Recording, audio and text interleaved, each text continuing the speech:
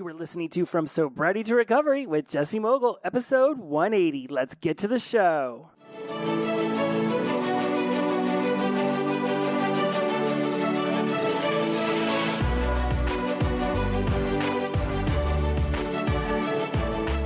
Welcome back to From Sobriety to Recovery. I am your host, Jesse Mogul. I am in addiction recovery. I am going to get right to the show because we have a lot of really awesome information to cover. And first and foremost, excellent feedback. Last week's show has gotten a lot of comments in my DMs, various emails, because we talk about the spiritual side of our addiction recovery, of our journey in life, morals, ethics, values, opinions, beliefs. And as my mentor would like to say, put it on a bumper sticker. Say it specifically and clearly in order for there to be maximum impact. So a quick review of last week's show. Ethics. Ethics are about the rule society has for people within that society. So whether it be the United States of America, whether it be a specific religion, a specific country, if you are within that purview of what they call a society, those are the ethics. So you might have ethics of, certain countries in the Middle East and in Western Europe and, all over the world. Every single country, every single state, every single city is going to have their own ethical behaviors. Think about PETA. It's the people for the ethical treatment of animals.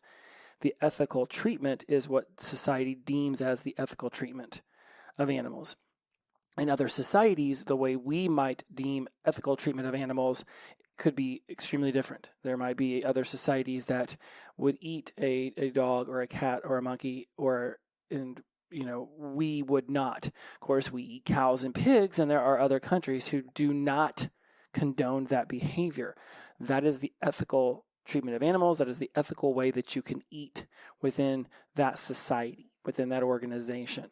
So the ethics are the rule society has for people within that subset of the human existence on this planet. Whereas your morals are rules you have for yourself. So if your religion says don't eat pork and you are okay with eating pork, then that would not be breaking a moral rule for yourself. It might be breaking an ethical rule of your religion, but not a moral rule for yourself.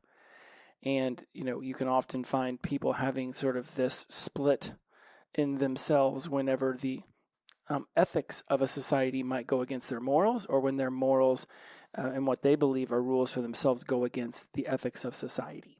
So when you're looking at ethics and morals, it's very clear. One is about society, one is about yourself. Values are what you attach to your ethics and morals. So if you value the ethical treatment of animals, I have no idea why I'm choosing that one as the main go-to example, but probably because it's got the word ethical in it. So don't think anything else. Just focus on that. Values, if you value being kind, if you value being loving, then you're going to have a certain ethical treatment towards even a strange dog on the street. Whereas if you value your, let's say, personal space, or you value keeping germs away from you, you might, act very differently towards the strange dog on the street than someone who values connectedness to animals. They might walk up to a strange dog and want to pet it on its head, whereas somebody else who values cleanliness and doesn't want germs on them might very well want to turn the other way and walk. Both are fine behaviors because it's not like you're trying to cause mischievousness and harm to the dog. One wants to pet the dog, the other person doesn't want to pet the dog. It's all about values. If you value, cruelty and things of that nature, well, then certainly there is a whole other conversation there. But most people are going to be valuing things that are important to them, and it's going to be love, connectedness, independence, freedom. I mean, it's you can Google. I'm going to do it while I'm literally on the microphone. And values list. I mean, there's just a bazillion of them pop up, and you've got core values: loyalty, spirituality, humility, compassion, honesty, kindness, integrity, selflessness. These are things that are important to you, and those will be anchored into your ethics and your morals. Beliefs and opinions Beliefs are hardwired into you. They are much more difficult to change because we latch onto them. We often attach identity statements like I am a hard worker. So therefore you have a belief that you are a hard worker because you've attached an I am statement to it, which means that you are latching a part of your identity onto being a hard worker. If this is where religion can get people to literally travel across seas and fight one another because the belief system around that particular religion is so strong and anchored in, it becomes fervor, this fervent behavior where you will literally go across the lands to attack people who have a different belief system. Obviously, this is still very much happening in our world today, but it was absolutely prevalent back in the day. You can look back and see that religion was the fuel for expansionism, colonialism, even going so far back as like Genghis Khan and the Gauls and people like that. It was this desire to spread their religious beliefs, to spread their cultural beliefs, to spread their DNA. It was what fueled societies back in the day. We might disguise it nowadays as being for other things, resources and money and power, but it's still very much prevalent in today's world, this idea that our belief system around religion can literally fuel wars all the way across the world. An opinion is something that is generally a lot more loosely held, and you can have an opinion about religion, you can have an opinion about the best condiment, like I used as last week's example, and it's something that can be more easily discussed between people, whereas a belief done in an unemotionally intelligent way will actually cause people to argue and perhaps even fight. So that's a quick review of what we discussed last week, and one of the reasons I wanted to bring that up is I got on a call or a text messaging with Kalen, who's the reason why that whole episode happened, because he had asked about, I believe he had asked about guilt and shame. Nope, he did not. It was about morals, ethics, values. It was about spirituality. He asked a question in the Tribe Voxer chat about spirituality, and then that's what brought about the whole episode. And when we were texting afterwards, one of the things that was really interesting is that a connection I made after the microphone was turned off was that, so you have ethics, and that's about society's rules, and you have morals, which are about your rules. And we've discussed shame and guilt before, and that's what's going to be highlighted in today's episode, is this idea of what is shame and guilt, and how do you tell the two apart? And I'm going to give you some definitions that I've, scoured from all of the different places you can on the internet, and it's generally the same energy around guilt versus shame. But first, I'll remind you how I have discussed it in the past. And I have said that shame is what you feel whenever you do something against somebody else, when you break the rules that society has. Whereas guilt is something that you feel like you did when you broke your own internal rule. When you did something, you can do something wrong towards somebody else, right? But if they don't necessarily know about it, would you feel shame or would you just feel guilt? Right. Whereas if you were, let's say take money out of one of your family members' purses, your wallets, right? If nobody ever called it out, if nobody ever said anything, you could feel guilt for stealing from a family member. But if somebody literally caught you in the act and then went and told the rest of the family, or even if they just kept it amongst themselves, but right there in that moment, they walked in, they were like, "What the hell are you doing?" Right now you feel shame because you have wronged somebody, you have broken a family rule, and you have been caught. Whereas if you didn't get caught, nobody in the family noticed, then you would still feel some level of guilt at some point, but you may not feel shame. And what was really interesting to me was how I had missed out on bringing this up last week, the connection of shame and guilt and morals and ethics.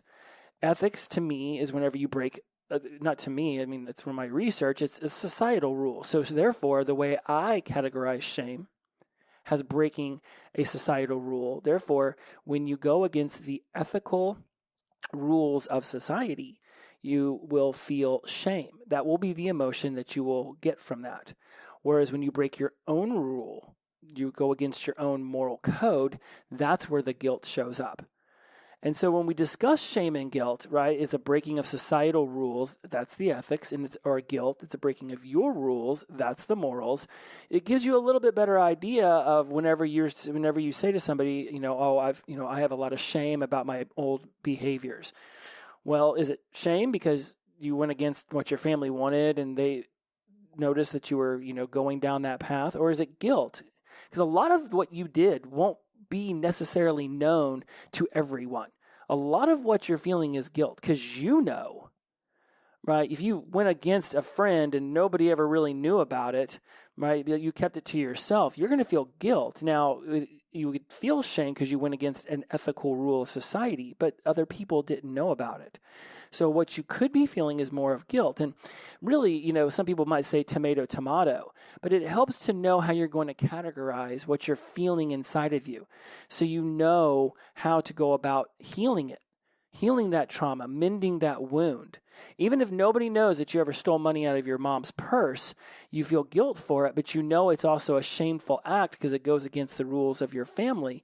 You can go apologize for it, which would simultaneously release shame, which you feel because you went against the ethical rules of society, and it would simultaneously release some level of guilt because you've been able to make amends for what you have done. So while I did just say like a minute and a half ago that if nobody knows, you wouldn't necessarily feel shameful, I will bring that back a little bit and say that you can feel shame knowing you went up against a broken moral code of society. But more than likely, if nobody ever found out, the more residual emotion you will be feeling is guilt. And again, tomato, tomato. Right? If you know that you don't feel good about something, is it shame? Is it guilt?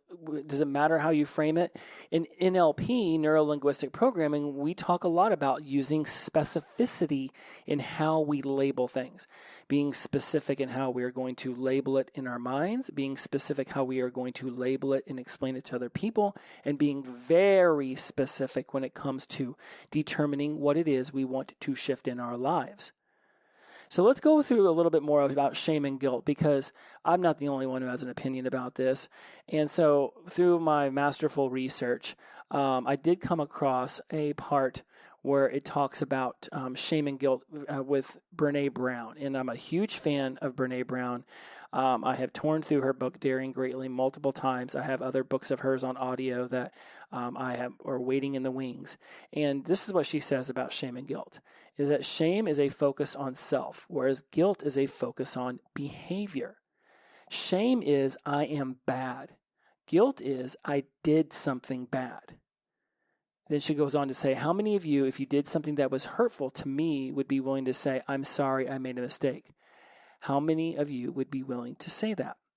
Now, if you go to what I had said about shame being about societal rules and guilt being about internal rules, right? Now you've got her saying that shame is focused on the self, right? You focus on yourself breaking an external rule, whereas guilt is focused on the behavior. Right, you can steal money from your mom's purse to go buy drugs. That is a negative behavior. That is not a behavior you would want to do, let alone would have probably have done had you been sober. Whereas now you can focus on that was a guilty act. You did a bad thing, but you aren't necessarily a bad person. Shame is more overarching, where you actually feel that you are a bad person all around. You could open up the door for an old lady so she doesn't, get stuck behind a heavy door that she can't open, and yet you would still feel like you're a bad person. You might say to yourself, well, if I open up the door for another 10,000 old ladies, maybe I'll be, able to forgive myself for the wrongs that I have done to other people. Whereas guilt might say, well, okay, I did this bad thing, and now I don't do that thing anymore, so therefore I can see myself as a different person now. Because it was a one act. Right? I don't steal from my mom anymore in her purse, so I'm not a bad person. I did a bad thing. Whereas shame is just assuming that because you did it then, that you're always going to be that version of yourself.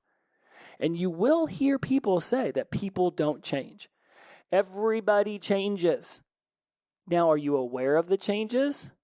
Okay, that's part of it. Also, when we say that people don't change, what you value. your moral, your ethical code, right? Ethics, that is what society is deeming as the rules of their society. But do you shift around your values? Do you write down what's valuable to you? Do you go in and take an inventory of your moral character, of what's important to you, and of what the rules you want to live by? Oftentimes, I really do believe that the people who say, oh, people don't change, nobody changes, are the ones who they themselves are still basing their life and their behaviors around old versions of themselves. And yes, if somebody values alone time, and even now that you're sober, you still want alone time, it's not, oh, see, you're no different than you used to be. You just always want to hide away in your office, and you always want to hide away in the bedroom. You could be an introvert, and that's how you recharge, and nobody says that has to change. If somebody looks at you point blank in the eyes and says you haven't changed, and you know very fucking full well you have, because you've been taking classes and you've been going to meetings and you've been listening to this podcast, then you can realize in that moment they're projecting upon you their own internal belief system about themselves. People's belief systems about themselves are some of the hardest things to actionably shift in your life. Because you will have this belief system about yourself, and you will have said these identity statements over and over and over and over to yourself for so long. I am a bad person. I am a drug addict. I am a piece of shit. I am the black sheep in the family. I am worthless. I don't deserve to be alive. You start saying that stuff to yourself as a kid, and you just continuously say it. And then you expect a month or 2 or 10 worth of meetings to just shift that thought process you have around yourself. It is going to take actionable steps where when you catch yourself saying, I am worthless, saying, I have worth. I'm not telling you to attach $1 bazillion of worth to yourself, but worth less versus I have worth. You don't have to necessarily quantify the worth you feel about yourself as much as you can just begin to say that you have worth. Because worthless itself is unquantifiable.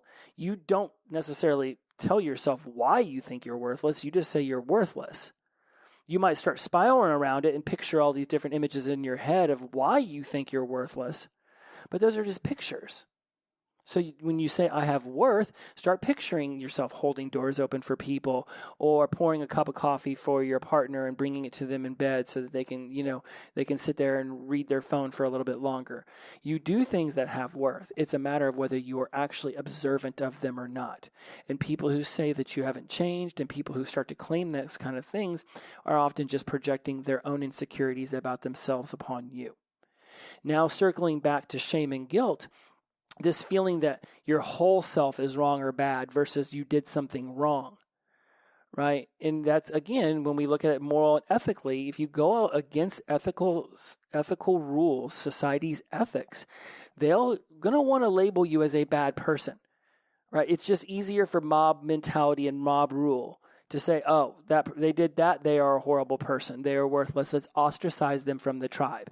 Because we all still have a little of that cave person brain running on inside of us, where if somebody did something against the rules of the tribe, they could literally cause harm, if not great death, to the tribe. So ostracize the person out of the tribe, now the tribe feels safe. Now we live in a more civilized world, if you will.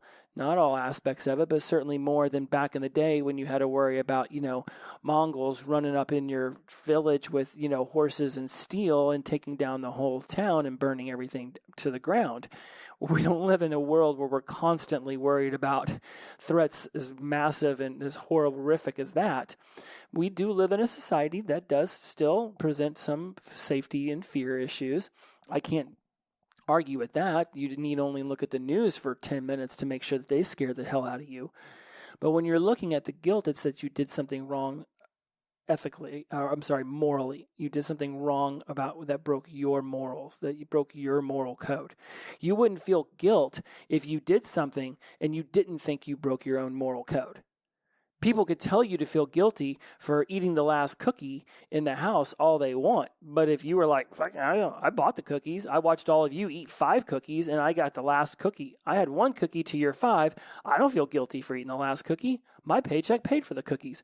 My cookie, I'm going to enjoy eating it. You won't feel guilty if you don't believe you broke a moral rule that you held dear.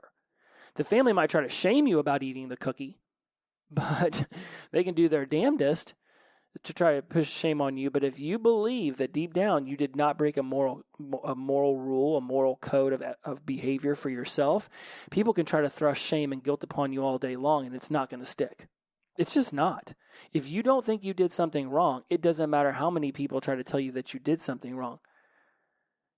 You are not going to believe that. You are going to believe. You're going to have that belief system that my moral code is more righteous than your ethical code, and therefore I don't have to feel neither shame nor guilt. So in shame is what you feel when you break this ethics of society, when you do something that goes against an external person, place, or thing, and you have this guilt when you broke one of your own rules that you did more than likely against yourself, just as much as it could be against another person, place, or thing. But guilt is indeed concerned with one's responsibility for a harmful attitude or behavior. By contrast, shame will imply a non-moral negative self-evaluation. Again, lots of fancy words there to say that shame implies, it says right here, and I snagged this off the internet, non-moral negative self-evaluation. Right? So you're not taking your morals into the context of this decision on whether you to feel shame or not. You are making a negative self-evaluation of yourself based on what society says you should have done. So you might confuse shame and guilt still after 20 minutes of me on the microphone. It can be a little mental gymnastics, but it's to me, they're very two different emotions. Guilt is a feeling you get when you did something wrong or you perceive you did something wrong. Right? You can see this happen with kids. They'll go to do something, and if nobody in the family tells them no, like you'll see it, like they'll go to grab a cookie or they'll throw a toy across the room, and they'll look to gauge the reaction of the adults around. If nobody says anything and does anything, then they will perceive that it was okay. The adults might just be busy dealing with something else in the moment. Next thing you know, little Johnny chucks a Hot Wheel into the glass window, and it doesn't break it, but certainly you don't want them doing that very often. Hey, little Johnny, let's not toss metal into glass. But if none of the adults notice, or they just turn around and say, hey, little Johnny, don't do that, then the level of guilt that the child's going to feel in that moment might be inconsequential to actually getting them to shift the behavior. Now, if they do break that window, right, now, will they feel guilt? They may not even have a concept of guilt, especially if you never told them not to throw the car into the window. And again, you know how I feel about negatives and statements, so it could be something like, hey, let's keep the glass free from flying objects, especially metal, would be, to me, a more healthy way of telling a child, hey, let's not throw the Hot Wheel into the glass. Because again, the mind has to first see something, and then it has to negate it. So the child will actually see themselves throwing the Hot Wheel into the glass because that's what you literally commanded their brain to do that. Do not throw the metal into the glass. They will have to first see themselves throwing it and then negate that and see themselves not throwing it. Well, how are they going to see themselves not throw something? They're just going to picture themselves standing still versus, hey, let's keep all objects away from the window, right? They can see how there can be a spatial comparison there, keeping objects away from the window versus not throwing metal into the window. It's hard to gauge space when you tell somebody not to do something versus it's very easy to gauge space whenever you say, let's keep the metal objects 5 feet away from the window and let's also minimize them flying through the air. And I know it can be a little mental linguistic-y. It can be a challenge. There can be this mental gymnastics where you start trying to figure out how you're going to put together sentences. And you'll notice I'm doing it right here on the microphone. And sometimes I catch myself, I'm like, did that even sound right? Because I'm literally coming up with these examples on the fly. At no point did I put in my show notes, hey, let's talk about flying Hot Wheels towards glass. It just comes up. And sometimes the examples I have aren't the greatest. But if you start to notice the behaviors that you are seeing within yourself or within your children or within people in your home or your social circle that are no longer benefiting how you would like them to be behaving around you, and again, realizing you control no one, but you can influence by asking, hey, would you mind minimizing that kind of behavior around me? You will more than likely want to start to create some version of these sentences in your head to see which ones might come out. And you might say it 5 different ways until it finally lands with the other person. And that's okay, because everybody has their own way of experiencing reality and creating reality in their head.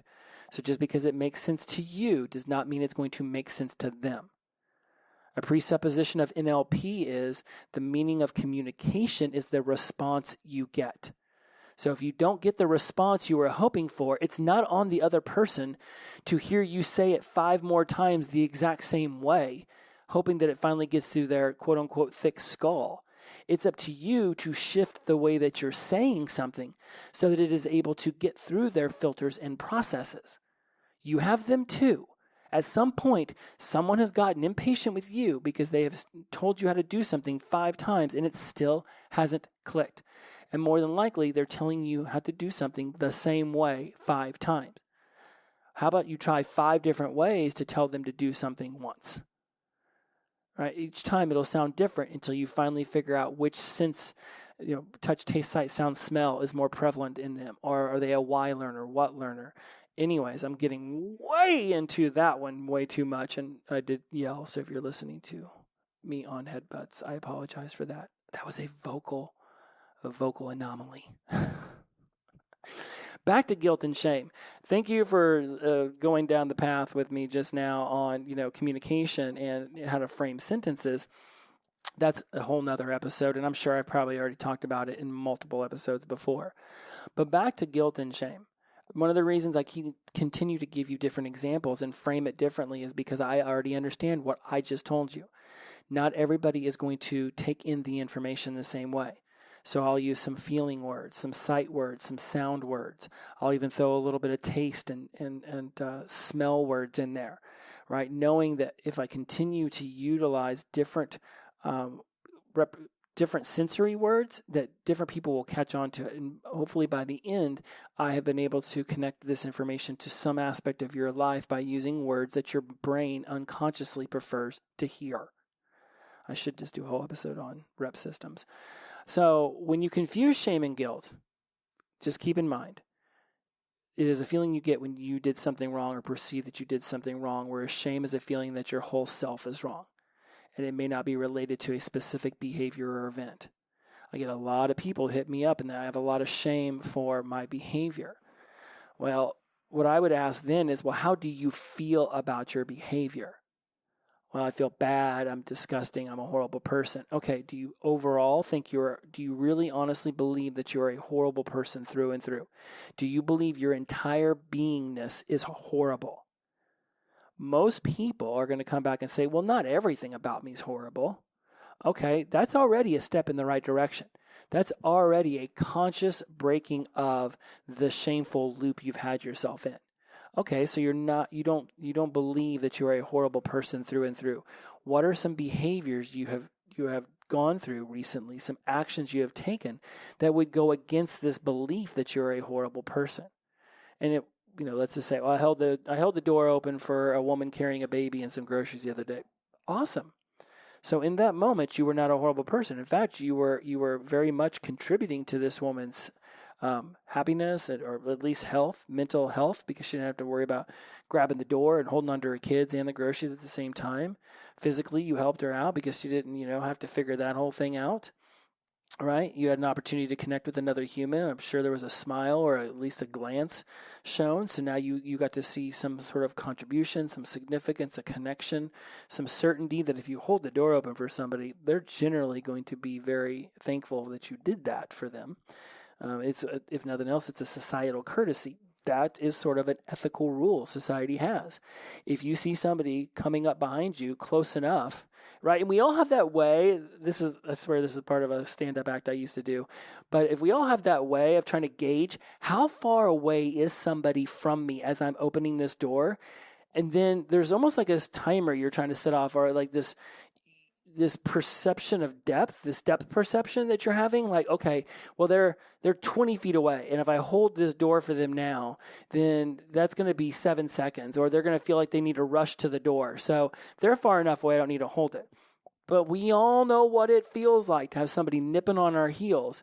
And it's like a built-in motor habit to hold that door. It's like your brain doesn't even question it. Now, I'm not saying everybody's going to do this. I'm sure some people right now are being like, damn, I actually make it a point not to hold the door. That's fine. There's no judgment here. You can decide whether you're going to want to continue that behavior or not, and you might feel guilt for it. You might literally walk away and be like, ha, I usurped power. I didn't hold the door. Now, you may or may not feel guilt for it. If you don't really feel that you did anything wrong, you may not feel guilt. But if you know that generally in society, people hold doors for people who are close enough to it as they're going through it, you might feel that you broke an ethical boundary of society, which might bring you some level of shame. Like, I am not a kind person because I don't hold doors open for people. Again, you can feel that you broke an ethical rule of society and still not feel guilty about it if that's just not something that you value. It's so much about this is subjective perspective. I mean, we talk about subjective perspective all the time on this show. It is subjective to your perspective.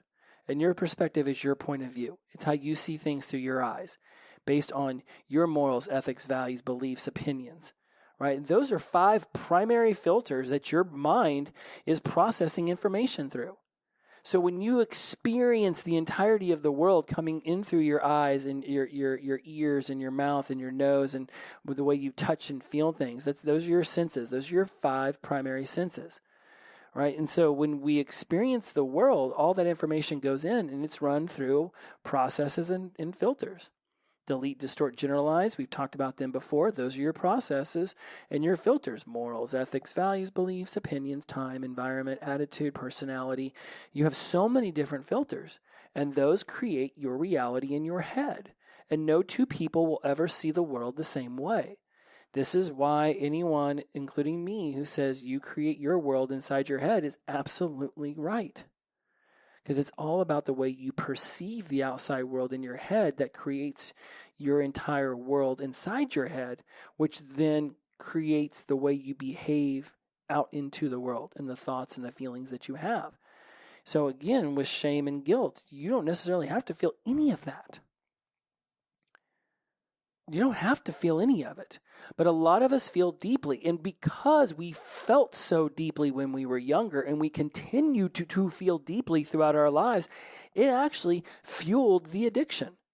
I mean, once the habit and the midbrain and the midbrain and the limbic system got involved and started convincing you that, this was all pleasurable, then it just became super duper habit. But because we felt things so deeply, when emotions would come at us, and somebody in the tribe recently had this happen, a influx of emotions, right? And wash away 2-3 weeks of sobriety, right? That's another point I don't know if I've ever made. You don't have to be sober to be in the tribe. Certainly, if you found me through the show, that means you are in the preparation and you're in that deliberation preparation phase. You don't necessarily have to be in action phase, and you can go back and forth between the preparation and the action phase. And it's why the tribe exists, to create a community for all of us to uplift each other. So if I haven't made that clear in the past, is you don't have to be sober to be in the tribe. It is just for those who are seeking to raise their level up. And for, yes, many of the people in the tribe, it is around alcohol and drugs. So anyway, sidebar. But you don't necessarily, so therefore, going back to what I was just saying, we felt emotions deeply. So now we still feel emotions deeply, but we're unable to or unwilling to go back to the old behavior that we used to utilize to mute our emotions. Right? And when those emotions become so overpowering and we're still in those early stages of sobriety, yes, we can go back the way we used to be. But what's really funny, not even funny, but it's just the juxtaposition we find ourselves in, is when you're in those beginning stages of sobriety, you're often thinking about how much you'd like to be intoxicated. But then you get intoxicated, and all you can think about is how much you want to be sober. It's the juxtaposition of you have sobriety in one hand, and you could just not use, and then that would keep you sober. But then the emotional flux comes in. Our brain wants to go back to the same things that used to bring us pleasure. Again, midbrain and limbic system get a party going on. The prefrontal cortex, where rational thought exists, it doesn't get a say because it's the third stage in the brain. It's the front part, whereas the midbrain and the limbic system are way closer to the spinal column, where all the nerve endings are sending you the information from your five senses. So the limbic system and the midbrain are making the decision, and the rational thought brain doesn't even have a chance to chime in. It's on the outside of the glass looking in. So no wonder at the beginning stages of your sobriety do you want to keep your emotional fluctuations at a minimum. You want to be monitoring that. And lastly, I'll say about this is, this toxic shame, it came up a couple times in my research, is this feeling that you're worthless. And it happened, and I took this directly from the internet. I have no idea if I chopped it up, because I chop up a lot of my notes and turn them into my own little sentences. But what I did take from what I read was toxic shame happens when other people treat you poorly and you turn that treatment into a belief about yourself. You're most vulnerable to this type of poor treatment during childhood or as a teen. Our addictions, even if we didn't start imbibing and taking and all that jazz, the drugs and alcohol, they started as a child. And if you were made to feel worthless, and again, I know nobody can make you feel anything, but as a child and a teenager, we don't understand this concept as well as we hopefully we do when we become adults. Definitely as a child. I mean, if somebody tells you that you're a bad kid, you're a stupid kid, rational thought doesn't even really exist yet in your head. So you're taking their words for the truth. This is why kids are always listening for lies with adults, because they don't understand this idea of a white lie or fibbing or bending the truth a little bit in order to help, not hurt somebody's feelings. Right? They don't gather that. To them, it's black and white. It's a lie or it's truth. I see this in my nieces and nephews. They'll know they did something wrong. They will blatantly know that they're lying. And then when they catch them in it, it's like they'll either have some level of guilt or shame, right? Guilt if they believe that they broke, but let me take that back. I would think it'd be hard for a child to have guilt because they don't really have a moral code yet. But they definitely understand the ethical code, the rules of the house, the rules that the house wants to live by. So would a 3-year-old feel guilty? Probably not if they broke something or ate the cookie. But would they feel shame whenever they had to look at, their parents got down on them and then, made them feel bad? Absolutely. So this toxic shame could be if, as a child, it was you just consistently beat into your head that you were worthless, that you had no worth, that you were stupid, you were dumb, you were never going to amount to anything. Right? And is it ever any wonder whenever those children become teenagers, they become bullies or they become extremely introverted, and then they go off, get into addictive substances, and then repeat the cycle. So be on the lookout in your own world, especially if you're around children and teenagers, on how maybe some of the things you're saying could be taken by them as toxic shame. Understanding that they don't have that fully developed prefrontal cortex yet. Right? This is potentially one of the main reasons why, the middle school and the high school, the bullying and the picking on each other and this sort of jostling for position in the social hierarchy of the high school world can be quite damaging to people.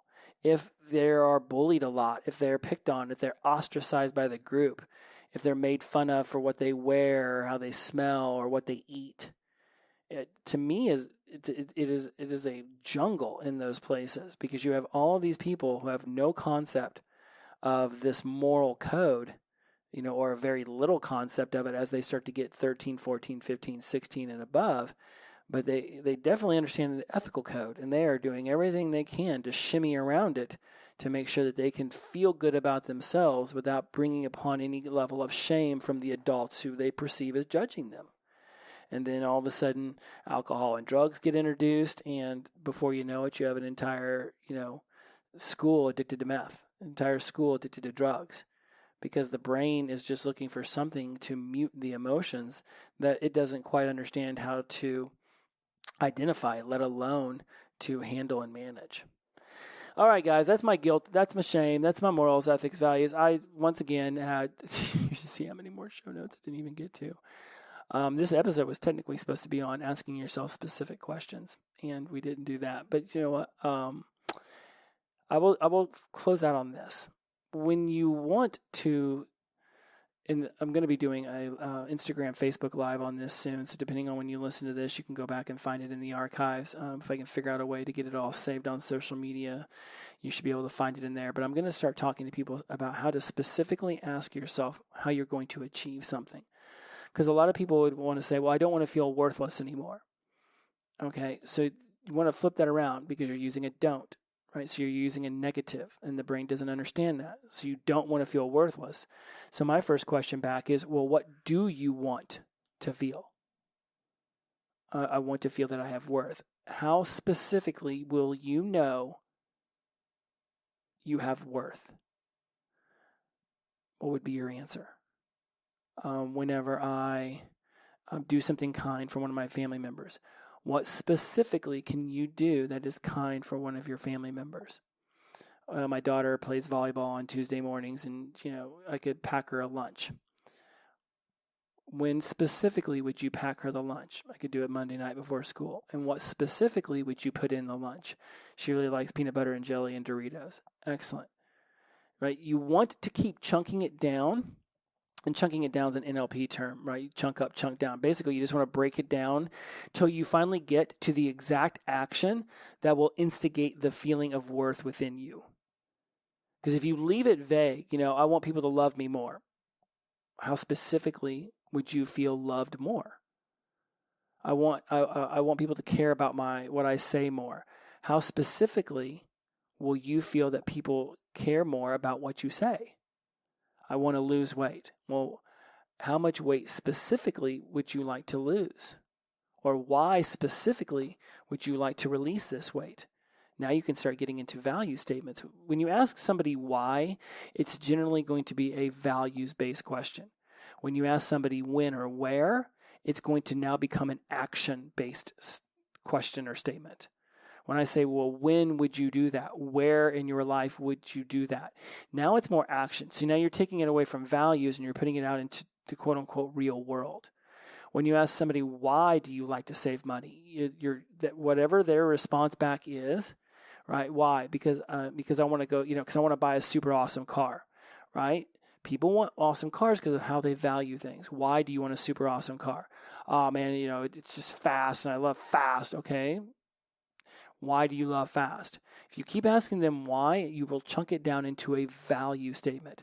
Because I love adrenaline. I love feeling fancy. I love it when people realize I have money. Why do you love it when people realize you have money?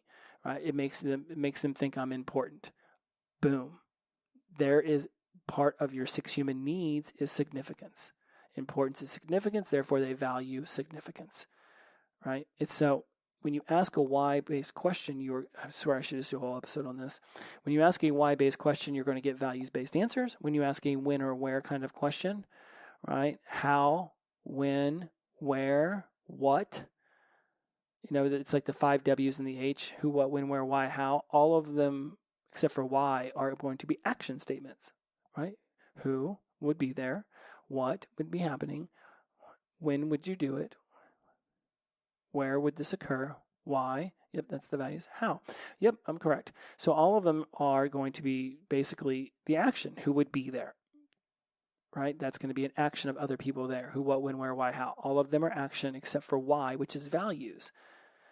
So when you say something like I want to feel better, well, when you ask somebody why do you want to feel better, you're going to start getting value specific answers. When you say, well, how would you like to feel better? When would you like to feel better? Where would you like to feel better? What does feeling better experience to you? Who would specifically you like to help you feel better? These become action questions, and they become ways that you get people to be more specific.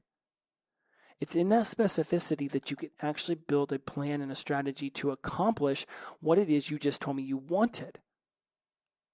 I don't know why I'm so obsessed with how long the episodes go. I've yet to have anyone complain about it. And the other day I listened to a podcast. It was 2 hours long.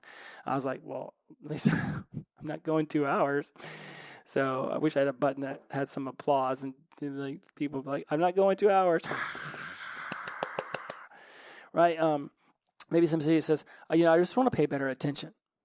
When would you like to pay better attention? When I'm at class. How could you begin to pay better attention? I could stop looking at my phone underneath the desk. If you say, well, why were you looking at your phone? You're going to start getting a value-based answer. But if you keep asking the other W's and the H, right, then now you help them get more and more specific. Well, what can you do tomorrow whenever you find yourself not paying attention? I can put the phone down. I can look up. What else could you do? I could sit up straight in my chair. What about when the teacher asks a question of the class, right? Very open-ended statement. Oh, I could raise my hand, right? You would start to get them to answer things more action-oriented. Why is this a really great way to finish up the guilt and shame? Because a lot of times when you guys come to me and you say, well, I have a lot of shame, and I'm like, okay, where in your life do you feel shame? Around my relationship with my mother. Excellent. And when did you start to feel this shame around this relationship with your mother? And let's just go back to the example of stealing money out of her purse. Well, when I was 13 years old, I started stealing money out of her purse. Right? And how is your behavior now different than your behavior then? Well, I don't steal money from her purse, and we have a very loving relationship. And where in your life have you begun to show that you also are somebody who can be trusted and has honesty as one of their core values now, as opposed to back then when you would steal money from your mother's purse? Now you can start to point out other areas. Now all of a sudden, this shame of I'm a horrible person, I'm a piece of shit, you can start to release and say, wow, okay, that's who I was. That is not who I am now. Who you were is not who you are. I'm going to put that on a damn shirt and sell it on Zazzle. Who you were is not who you are. Right? You may have been a person who held the door open yesterday, but today you got fired from your job, you're pissed off at the world, and you yank that convenience store door open and you barrel yourself back to where Budweiser's for sale. Yesterday, you were loving sobriety and happy with life and holding doors open for little old ladies with canes, and today you're ripping doors open, flinging them in front of other people's faces as they're walking right behind you, and you're barreling your way right towards that beer because that's what your brain is programmed to do when you're unhappy. Who you were yesterday is not who you are today. Each day is another day to prove to yourself that you are the version of yourself that you are seeking to achieve to be. It's not exhausting. It is just life. Look in the mirror. That's your competition. Who were you yesterday? What can you do today to show yourself that you are growing today? Where in your life can you do something powerful today? When will you do that powerful action today? How will you do that powerful action? Will there be anybody else there? Does anybody else even need to be there for you to feel that you have done a powerful action to better your freaking life? I toil away in an office that I am surrounded by all the possessions that I enjoy having. Most of the stuff I do, nobody notices, doesn't even see. Putting together this Jesse Mogul show for social media so I can just start sharing more of this stuff. And, again, I just love talking about all this stuff. The only reason why anybody in the public sphere even knows that this stuff is getting ready to happen is because I have literally, not even making this up, I have spent about 4 hours testing software called OneStream and getting it to connect with Zoom and then Facebook and then both Instagram accounts so I could try cast them all to different places. And in order to test it, I have to actually go live. So there have been some people who have literally sat there on the camera for 15, 20 minutes, 30 minutes yesterday, watching me toil away in front of software. But Most people would never know that I spend, hours upon hours learning how to send out an email so people can know about the next training, or so that I can, send out my newsletter so that people can feel cool, uplifted information come to their box. But it took me 6 hours to learn MailChimp and then to connect it to my CRM. Like, nobody really honestly cares, right? But you see the after effects of it. You don't see all of the hard work and the editing and all the jazz and the writing and the research and the reading and the writing on, dry erase boards in the office. Like, you don't see all that stuff that I do, but you see the product of all of that hard work. I really want to highlight that this is what you are doing too. People may not see the hard work at the gym. They may not see that you skip the cookies at 10 o'clock at night and opt for water and an early bedtime. They may not see all of the hard work you're doing. You might do a lot of your hardest work in the shadows with nobody around to cheer you on. A la, the Michael Phelpses of the world. How many mornings was that guy swimming in a pool and nobody was cheering him on? But at some point, the whole world knew exactly who that person was because he went off and won 7 gold medals at the Beijing Olympics. After spending thousands upon thousands of hours toiling away, working his ass off in the shadows with nobody cheering him on. You are the same way. You are going to do a majority of your work. Nobody's even going to notice it. It could be by going to a meeting and having an epiphany because of what somebody said and deciding in that moment that you are going to change this belief or this value or this thing about yourself because that's who you were in the past and you don't want to be that version of yourself anymore. You want to be this newer version. So moving forward, each day you're going to practice vulnerability or honesty or connection. 3-4 years ago, pre-COVID, I did not care about being near my family. I did not care about contacting my friends. I wanted to live in my own little Jesse world and do my own little Jesse thing, and I didn't really care if I kept up and maintained any of my old friendships, and I definitely didn't care how close I was to my family members. Then all of a sudden, here comes year 2.5, year 3, I start to shift the way that I feel about those who've been closest to me, who've been on this journey the longest with me, and then COVID comes. I start to watch some of my friends and family members get really sick. I lose a couple friends and family members to COVID. I watch other people lose their loved ones to COVID. And all of a sudden, it's like, wow, life is short. Love hard. Next thing you know, I'm leaving Los Angeles for Huntsville, Alabama. I would never have thought that this is what I was going to do at year 2 when I started the podcast. Now, Kaylin will remind me that like in episode 8 or something like that, I came to Huntsville and talked about how much I probably could live here one day. But even then, I never thought it was a reality. It was just a fun thing to talk about. But yet here I am at year, I think, what did we figure out? Today's my sober anniversary, so I think I'm at 68 months sober as of today. It's the 13th of every month. So, here back then, episode 8, I was at 2 years and 2 months. Right, month 26, and here we are at month 68, 26 to 68. 42 months later, I'm literally living in Huntsville because I decided to change my values around loving my family, loving my friends, and being connected to them. Because I started asking myself the question, how specifically can I love my family more? How specifically can I be more involved in their lives? How specifically can I be a part of what they're experiencing? How specifically can I bring value and love and connection into their life? And eventually I just kept circling back to the fact that I live too far away and I don't even enjoy California anymore. So let's pack it all up. It's like the opposite of the Beverly Hillbillies. California is the place I don't want to be, so I loaded up my truck and I moved myself across the state. And then across the country, and that song I didn't really think that through before I started singing it. All right, I've got other things I could have said, but this has been fun. I'm really glad that we had a chance. So, in summary, morals, you break in your own code.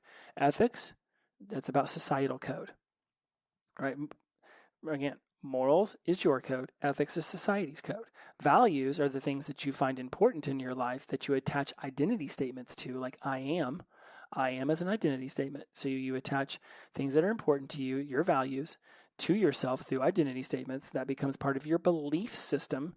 And your belief system is integral in whether you believe that you're breaking or setting or standing up for your morals and your ethical codes.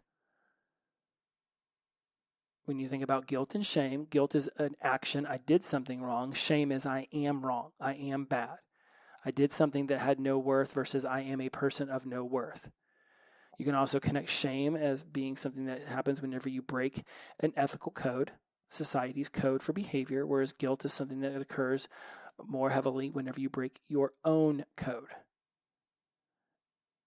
Right? And you can have shame about your behavior even if society doesn't know that you did it, because you will know that you broke societal's code. But the likelihood that you will feel that shame about breaking society's code if no one in society knows is absolutely dependent upon your ability to feel guilt. Because if you don't feel guilt about things in your life, then why on earth would you feel shame about breaking societal rule if no one in society knows? Because first it would be guilt. But if you broke a societal rule that you did not believe broke a moral rule, then again, the likelihood that you would feel shame or guilt around the ethical breaking of societal's rules is very much minimized. I know.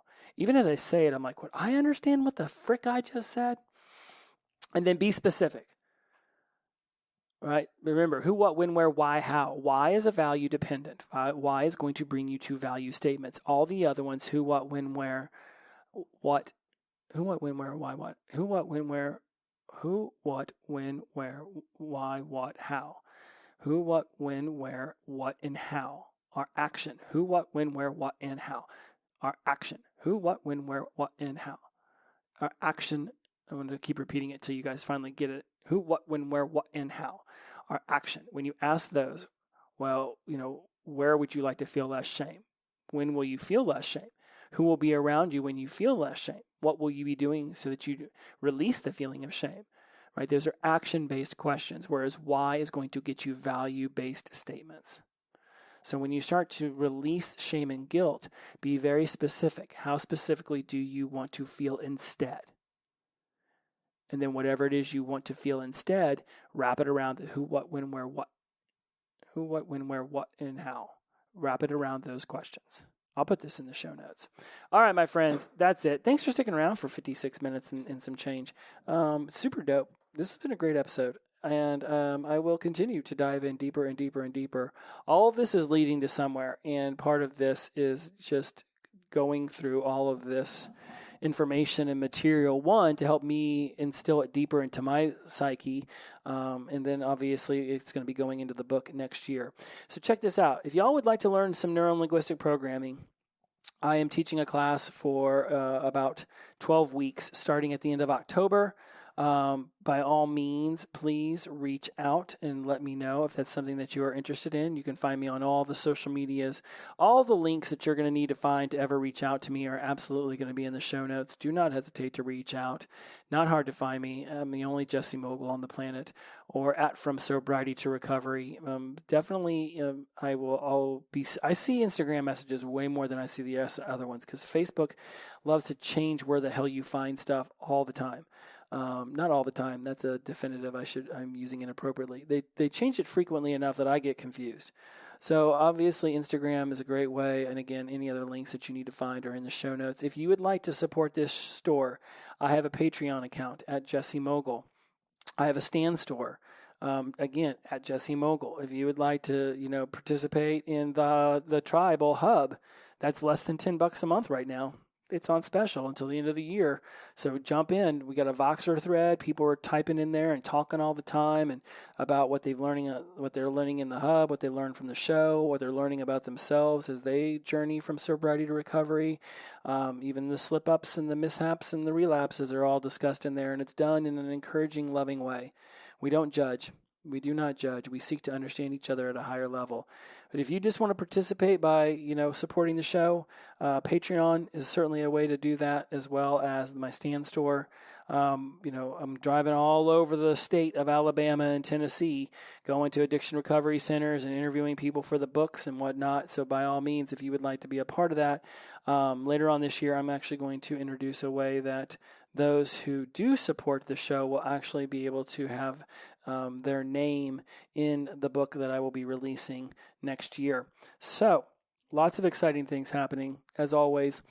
Inclusivity over exclusivity, the power of positive energy, release and flow. Every day is the best day of our lives because we wake up sober.